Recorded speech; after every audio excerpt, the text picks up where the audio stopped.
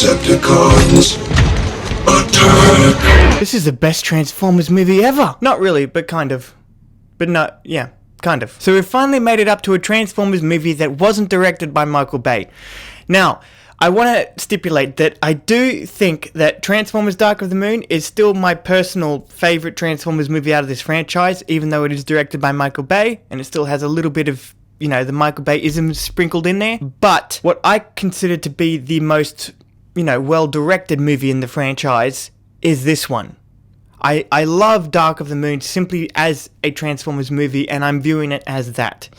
This one is better as a film, and to jump right into it, I'm going to say that there is only one negative that I have with this movie, and it's that I did not love the teen romance drama in this movie. I didn't really like that aspect of it. I was not invested in the boy in this movie. I was not invested in him as a character, or whether or not he was going to hook up with the main character, Charlie, played by... can't remember her name.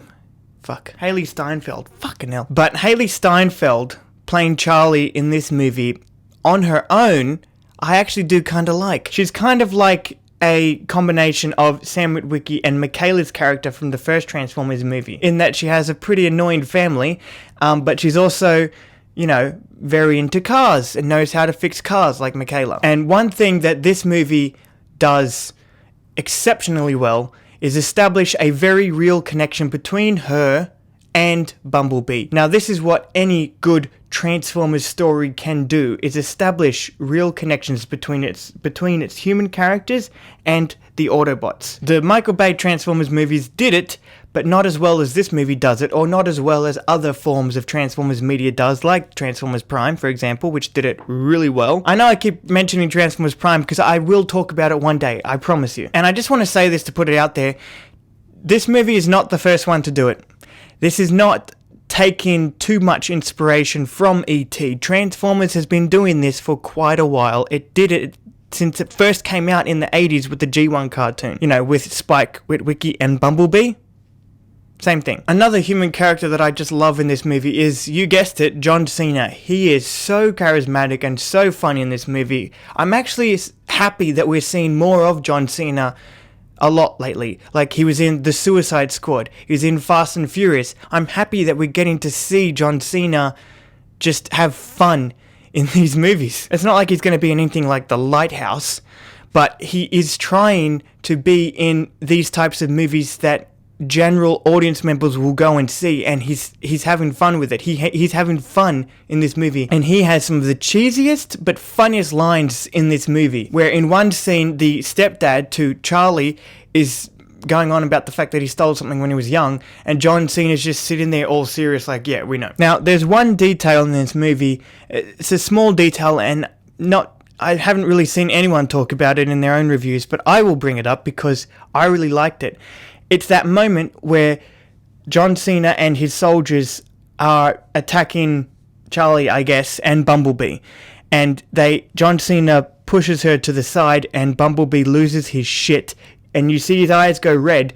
And for a minute there, I'm like, holy shit, did he just become a Decepticon? Because there's this idea in Transformers lore that becoming a Decepticon is a choice. So is that a choice under a lot of emotion? Does anger lead to that? Is this like, you know, how the Jedi become Sith? Or is it literally just they wake up one day, yeah, you know what, I just want to destroy some buildings and kill some people? No, I actually like how they did it in this movie. For a second, Bumblebee became a fucking Decepticon. And I want to say this also about Bumblebee. I like that this movie continues on what was set up in Michael Bay's original Transformers movie with the fact that Bumblebee cannot talk. He has to use a radio or some other form of communication to talk to the other Autobots and the humans. It's a brilliant idea, and all the credit for this has to go to that original Transformers movie directed by Michael Bay, because ever since then, so many other forms of Transformers media, like the shows, has done this too. Transformers Prime did it, as I mentioned. Another show, Transformers Cyberverse, also did it. This movie continues that, and it's such a great idea. It adds so much more character to Bumblebee, the fact that he can't speak. Also, I want to say this about this movie. I love how small scale it is compared to not just the other Transformers movies, but literally every other big blockbuster movie that has been coming out lately or around the time of Bumblebee. Literally every other DC movie, Marvel movie, Transformers movie, everything is end of the world, the universe is about to end type level. The finale for this movie is literally just Bumblebee trying to stop two Decepticons from sending a signal out into space. That's the final act of this movie. That's the final battle. And it is still epic and entertaining to watch. But the scale of it is a lot less than what you would get in a normal Transformers movie or any other DC, Marvel, Star Wars type movie. And I really want to encourage this sort of storytelling over, the huge scale that we're getting a lot lately. Like with Ant-Man, Marvel had great success with the first Ant-Man movie because it was very small scale. It was literally a heist movie, but with Ant-Man. This movie is literally a teen drama, but with Bumblebee, and it works out that way. It's really entertaining and fun to watch. Anyway, that is my review for the 2018 release of Bumblebee. Not many negative things to say about this movie.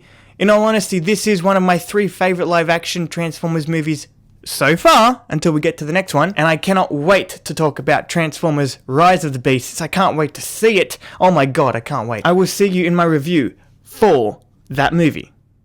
This is the best anyway, so we've finally made it up to what I think is...